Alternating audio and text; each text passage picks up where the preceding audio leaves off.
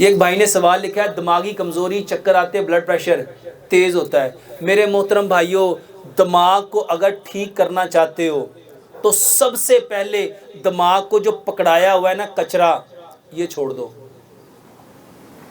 یہ چھوڑ دو۔ دیکھو میرے محترم بھائیوں، میرا بھائی اگر ایک ہاتھ میں یہ بھی پکڑ لو، یہ بھی پکڑ لو، یہ بھی پکڑ لو، اور میں یہ بھی پکڑ لوں، اور میں یہ بھی پکڑ لوں، اور میں یہ بھی پکڑ لوں، تو میرا یہ جو ہاتھ ہوگا یہ کیا ہو جائے گا؟ یہ جو دماغ ہے نا یہ بھی مختلف چیزوں کو پکڑ لیتا ہے اور پھر اس کو چھوڑتا۔ اور کئی لوگ تو ایسے ہیں کہ وہ باتیں چھوڑتے نہیں ہیں، قبر میں لے جاتے ہیں۔ اور سچ بتاؤ، قبر میں لے جاؤ گے اس کا کوئی فائدہ ہوگا؟ میرے محترم بھائیوں، اگر دماغ کو تیز کرنا چاہتے ہو تو اس کو ڈھیلا ڈالا چھوڑ دو۔ یعنی جس نے اچھا، بہت سارے لوگ کہتے ہیں ڈاکٹر صاحب کو نسخہ بتاؤ، بات چھوڑی نہیں جاتی۔ بات میں آپ کو آسان طریقہ بتاتا ہوں، آسان، اور یہ طریقہ پیارے پیغمبر جناب محمد صلی اللہ علیہ وآلہ وسلم کی زندگی سے۔ طائف والوں نے نبی صلی اللہ علیہ وسلم کو پتھر مارے، کتنے پتھر مارے؟ لہو لہان کر دیا، آپ گر گئے، فرشتے اتر آئے، نبی صلی اللہ علیہ وسلم نے بدلے میں کیا کیا؟ کچھ اور بھی کیتا سی، کیا کیا؟ جس بندے نے آپ کو جتنا دکھ دیا ہے، درد دیا ہے، غم دیا ہے، رنج دیا ہے، تکلیف دی ہے، اذیت دی ہے، بے چینی دی ہے، بے قراری دی ہے، آپ کے دل کو چھنی کر دیا، اللہ کی قسم اس کو اتنی دعائیں دو، اس کو اتنی دعائیں دو، اتنی دعائیں دو، اتنی دعائیں دو، اتنی دعائیں دو، اتنی دعائیں دو، اتنی دعائیں دو کہ عرش کا رب تم سے راضی ہو جائے۔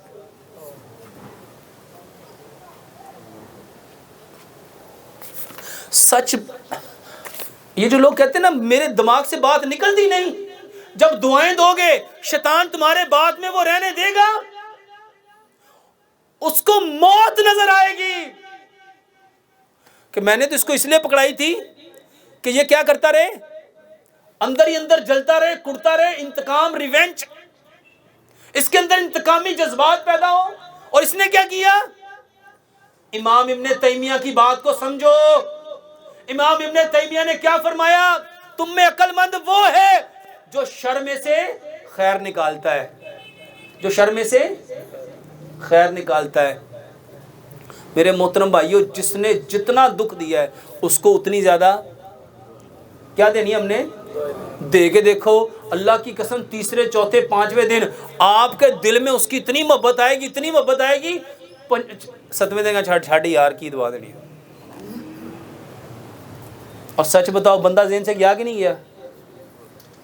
اور یہاں لوگ 50 سال سے، میرے پاس ایک شخص آیا، واللہ جھوٹے پہ لعنت ہے، کہتا ڈاکٹر صاحب 47 سال تو نا میں نا ادھے سر دے درد دے وچ میں مری جانا وا، میں نے اتنی دوائیاں، اتنے انجیکشن، پتہ نہیں کیا کیا کر لیا۔ میں نے اسے نا پہلا سوال یہ کیا، میں کیا بھائی جان مجھے صرف ایک سوال کا جواب، دماغ میں سب سے زیادہ غصہ کس کے بارے میں ہے؟ اس نے بتایا یار میرے بھائیوں نے مجھ پہ بڑا ظلم کیا ہے، میں مر جاؤں گا لیکن ان کو معاف، میں کہا پھر انشاءاللہ یہ درد قبر دے وچ نال ہی لے کے جائے گا تو، جے تو معاف نہیں کرے گا تو رب تینوں، اچھا جس کو رب نہ معاف کرے میں کر سکتا ہوں، ٹھیک کر سکتا ہوں، اس کا علاج ہو سکتا ہے، اس کا دنیا میں علاج ہے۔ مجھے کہنے لگا ڈاکٹر صاحب کیا میں اس کو معاف کر دوں گا تو یہ درد ٹھیک ہو جائے گا؟ یقین جانیے وہ شخص آج بھی مجھے جہاں ملتا ہے میرے ہاتھ چومتا ہے، کہتا ہے ڈاکٹر صاحب معاف کرنے میں اتنی طاقت۔ میرے محترم بھائیوں، باقاعدہ یورپ نے اس کو علاج بنایا فار گیونس تھراپی، اور گورے اپنے بچوں کو سکھاتے ہیں کہ جس نے معاف نہ کیا وہ ساری زندگی درد میں مبتلا رہے گا۔ اور سچ بتاؤ ہم ساری زندگی اس میں مبتلا رہتے ہیں، کسی دے موراں کھچی ہوئی ہیں نے، کسی دے پٹھے کھچے ہوئے نے، کسی دی کمر کھچی ہوئی ہے۔ کیوں کھچی ہوئی ہے؟ گھر جا کے تجربہ کرنا، یہ پیپر پکڑ کے نا ایسے پکڑ کے صرف 5 منٹ بیٹھنا، 5 منٹ کے بعد یہاں پہ کیا بھر جائے گا؟ درد۔ اب درد کی دوائی کھانی چاہیے کہ علاج کرنا چاہیے؟ علاج کیا ہے؟ اور ہم کیا کھاتے ہیں؟ Pain colour. سر میں درد ہوئی تو کیا کھاتے ہیں؟ ٹانگوں میں درد ہوئی تو کیا کھاتے ہیں؟ کمر میں درد ہوئی تو کیا کھاتے ہیں؟ اور پین کلر نہیں کھانی. اور واللہ جن کے لوگ یورپ میں ہیں نا ان کو پتہ ہے وہاں پین کلر جرم ہے. وہ کہتا تیرا دماغ خراب ہے تم پین کلر لگاوا. اور یہاں پہ ہر بندہ ہی ڈاکٹر ہے ماشاءاللہ. ہر بندہ ہی مفتی بھی ہے اور ماشاءاللہ ڈاکٹر بھی ہے, سرجن بھی ہے, فزیشین بھی ہے. السلام علیکم. مجھے اکثر زکام رہتا ہے, ناک کی نرم ہڈی کارٹیلیج آگے سے بڑھتی ہے, ڈسٹ اسموک الرجی ہو جاتی ہے. میرے محترم بھائیو, جس کو بھی یہ زکام رہتا ہے صرف لمبا سجدہ کرو اور یہاں سجدہ کرنا ہے, ناک کی ہڈی, یہ والی ہڈی کو. یہاں پہ میرے محترم بھائیو سائنس ہیں, یہ frontal sinus, maxillary sinus, temporal sinus, occipital sinus, سارے سائنس یہاں کھلتے ہیں. لمبا سجدہ کرو اور اس کو پریس نہیں کرنا, دبانا نہیں ہے. دبانا آپ نے پیروں کی ایڑیوں کو ملا کے پاؤں کی انگلیوں کا جو پیٹ ہے اس کو دبانا ہے. جب اس کو دباؤ گے یہاں پریشر آئے گا. اور یقین جانو یہ جتنے لوگوں کو ڈسٹ الرجی ہے, زکام ہے, ناک کی بڑی ہوئی ہڈی ہے, بغیر آپریشن کے ٹھیک ہو جائے گی. اور یقین جانو میں نے کئی بار لیکچرز میں بتایا ہے, میرے پاس ایک ہندو ڈاکٹر ہے ماشاءاللہ ماشاءاللہ, وہ کہتا ہے ڈاکٹر صاحب